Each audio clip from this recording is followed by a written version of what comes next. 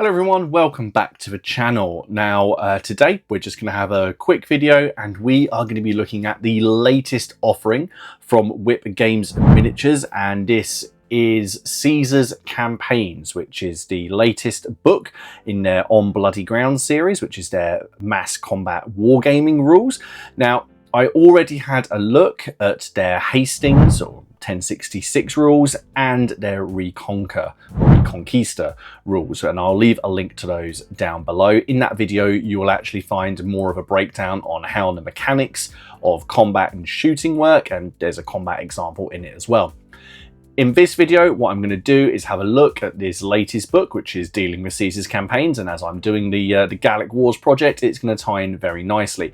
We're going to go through the book, have a look at the army lists that are here, and basically just have a think about how we could field an army in the form that I have it, which is multi-based, using these rules. So the guys over at WIP Games did get in touch with me and asked if I'd like to have a look at this. Now I have played a couple of games now I did the Reconquista version. I used my Crusaders as to sort of stand in for the Spanish, and to be honest, I had a really good time playing with them. It was a slightly scaled down game. I only played sort of a few units aside, so I am keen to see how they're gonna have handled Caesar's Campaigns. So the first thing obviously that I want to point out is right at the back of the book, and that is an index, which as wargamers we always want to see, so don't worry, you are covered there. Now, much the same as the other two books, this is not a individual expansion. This is a complete book. You don't need to own any of the others in order to buy this and get the benefit of the rules. And the first section of this book is the universal rules for the system, which will cover things like shooting, melee, army formations, movement, all of that in quite a simple to learn package. So if you have no interest in the Reconquista or in Hastings, but you are interested in Caesar's Campaigns, you can just get this book. You don't have to buy another rule book and then a source book to play the period that you want to, which is something that I quite like. All of the books have the base system in them. As you can see at the front here, we have a nice quote from the Gallic Wars, which you will find throughout. Now, I got to say already, they seem to have learned from the previous two books for this one, because to me it just seems that maybe the layout has changed ever so slightly. There are more photos. I love the color photos in the middle here. These are awesome. I always like to see plenty of Romans, but everything just seems much more spaced out. I don't know if that's just me or if they actually sort of have consciously done that. I'm not going to go through the system and how you play it. You can watch the previous video for that, and as I said, I have left a link down below, and there should be a card on the screen now for you to click on if you want to go and have a look at that. What we'll do is just roll through the different sections. So we have a decent section here on how to get started with the game terms, how the whole system works with command points, how to rally, how combat works. And one of the things I really like in this game is the sort of cut and thrust, the backwards and forwards of combat. That is something which a lot of games seem to struggle with, especially when they're looking at things like ancient or medieval warfare. The same chapters are in here about how to create an army, talking about army points if that's your thing, how unit sizes are going to work, and obviously the special rules for commanders and the command point system. The orders are all in here as before, and weapons as well. Now there are a few different weapons in here because obviously you're dealing with a different period, and it's nice to see that they've actually taken that into account, and the same with the keywords as well. But the main thing here is let's have a look at the armies. Now, as you would expect, the first army that is on display are the Cesarian Romans. Now, looking at the army composition, up to 20% of the points can be spent on commanders. 40% of it has to be spent on infantry, and then 15% of that can be on cavalry, and mercenary units are available for hire as well. So they've really gone for the typical Cesarian formation, I guess, is probably the best term for it. There are special rules in here as well for centurions, the pilum, as you would expect, the Scorpio, and how that works. Now, your options when it comes to command are simply a consul, a legate, aquifer, tribune, and then you can take people like Julius Caesar, Mark Antony, Pompey Magnus. So you could do Caesar's Civil Wars as well. You wouldn't just be limited to, well, I say, to be fair, the book is called Caesar's Campaigns. I guess that can include the Pompeian Civil War as well. As you'd expect, each of these special characters has got their own little traits to just give them, you know, a little bit of a feel for depicting the person in history that they are actually going for. Caesar, for example, once per game may use a command point to make a second leadership test reroll. And if special objectives are being used, he may take an extra card and then choose one to discard. He may not be in the same army as Pompey Magnus, so if you're a fan of Rome, you will know why. Well, I'll say if you're a fan of Rome, if you're a fan of history, sorry, you will know why.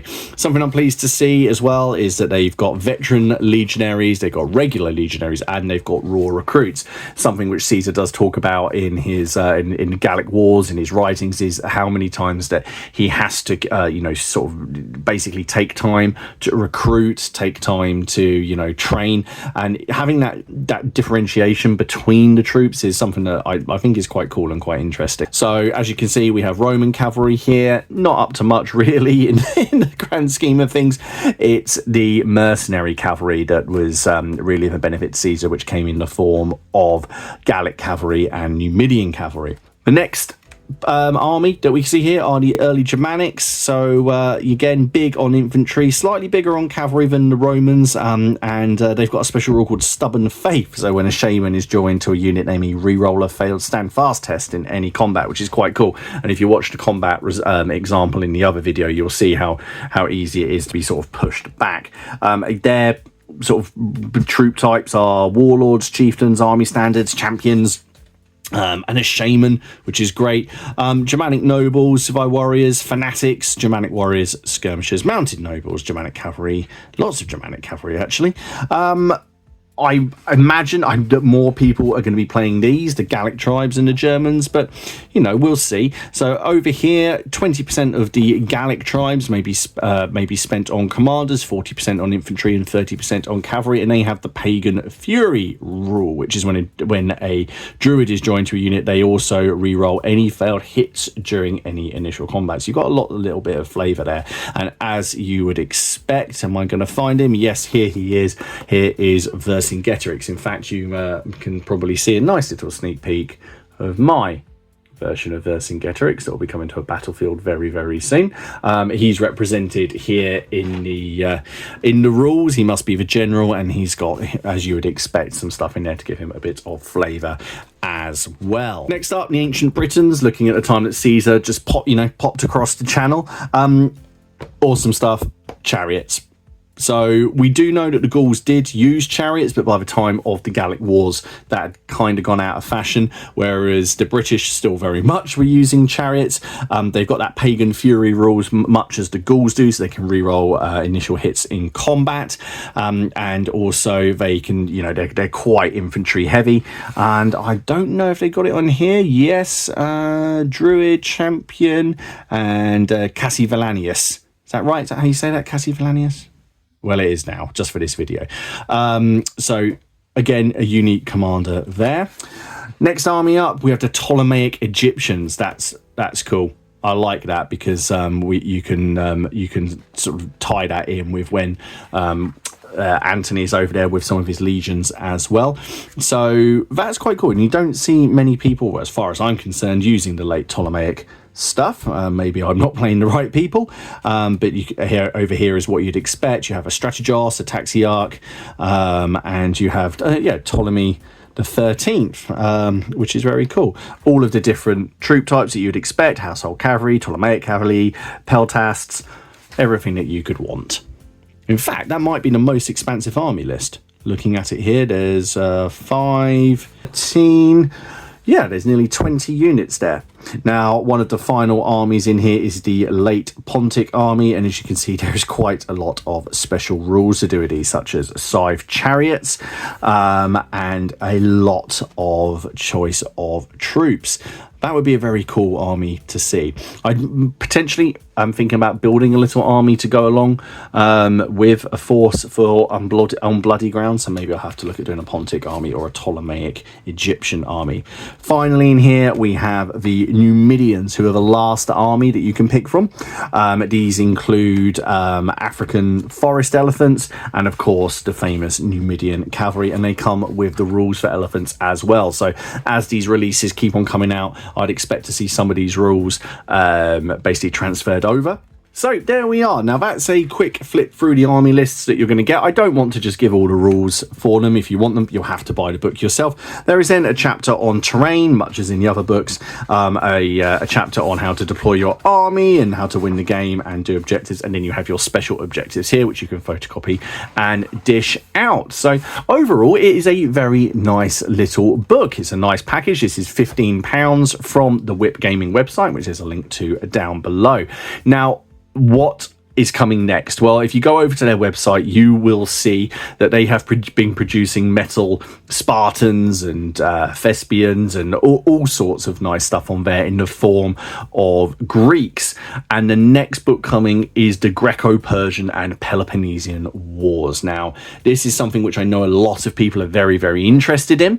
And I think it's quite nice that they've tried out the system over sort of 3 other periods first, and now they're diving into that. Now, I would love to see some Greco-Persian games. I think that would be very cool. And the Peloponnesian War is always a favourite. Now, I'm trying very hard to resist diving in to a Greek project. I even had an idea of doing a Trojan War project, which isn't specifically, Greco-Persian or Peloponnesian. It's much earlier than that, but I'm trying to avoid the whole thing altogether in a minute because I've got so many things to work on. However, I will be playing some On Bloody Ground. And what I want to have a look at very quickly is just how I could represent that using the models and the miniatures I have and the way that I've based them. Okay, so let's just have a quick talk about units. I did cover this in the last video, but I feel that, it's worth having a look at it again. Now, On Bloody Ground generally assumes that you have individually based models that are in movement trays. So if you're like me and you multi-base your miniatures, you're going to have to just do a little bit of working out for your army, but it's really not that hard. Essentially, in On Bloody Ground, you've just got to have an equal number, each stand, essentially, you just have to say is a certain amount of men in a certain number of ranks. Now, for the Romans, I would say that the average number of men on a base is 6, and so therefore that is 6 men in 2 ranks of 3, even where I only have 5 models on there. So this would be a unit of 18 men. It would be 2 ranks of 9 miniatures. Now, my Gauls are on slightly deeper bases, and they have various numbers of models ranging from 5, 6, 7. I think I've got one with 8 on. So the easiest way for me to work this out is to say that this is actually 9 miniatures on here. So you have 3, 6, 9 on here, so this would be a unit of 27 and be 3 ranks of 9. Now, fortunately for me, because these bases line up quite nicely, that works quite well. But to be honest, if you're a couple of inches out either side, it's not really going to make a great deal of difference. But you can just see here, if we have a look at the 2 bases, that extra depth, you easily be able to say, look, that inch at the back, that's just 1 more rank of men. So when it comes to recording wounds, you can just put counters on the units. If you look at, again, the combat example in the other video, you'll see that. And then you can just leave them on there, and eventually, if you want, you can remove a base or just leave all of the casualties on there until there's enough to wipe out a unit and it fails a break test. Now, just to give you an idea, points-wise, the unit of Gauls at the back here, they are, if we're just saying these are normal Gallic warriors, and we're saying there's 9 on each base, and they're all formed up, then that is a 135 point unit. The Romans, they're a lot more. They are a lot more. If we are saying that there are 18 Romans here, they are 17 points each for just standard Romans. So that's 306 points, and plus another 10 if you want a centurion. So that is a 316 point unit. So you're almost at the point where you'd have 3 of these to 1 of these. However, unless you're playing a sort of a 3,000 point game, or well, something like 2,500 plus, you aren't going to be deploying Romans or Romans of this caliber in a unit of this size, because you cannot spend more than 15% of your army's total points on a single unit. So in case of a 2,000 point battle, you wouldn't be able to spend more than 300 points per unit. So this would be out. You would probably have to do something like that, or just do a couple of extra single base things there just to sort of fill in. That's just because of the way I do my models. I know a lot of people do single basing exactly for this reason, so they can do multiple game systems. I would probably have a chat with my opponent and just to see if maybe we could increase that to sort of, 18%, or even just ignore it. Remember, that rules are there for a reason, but also you know me, I'm not a huge fan of balanced warfare, so I would probably just ignore that and do this because it looks cool. So there we go. I just wanted to have a run through of the book and just show you how, if you're following the project and if you're doing your own Gallic Wars project, how you could consider this set of rules. It's always good to have more rules. So there we are. That is On Bloody Ground, Caesar's Campaigns, the latest book by WIP Miniatures. That's free so far. I'm very much looking forward to the next release as well. Let me know what you think. If you're interested in picking it up, have you played it? What are your impressions of the game? And if you haven't played it, are you interested in picking it up? Links are below to everything. And I will see you guys again in the next one. Take care of yourselves. Bye-bye.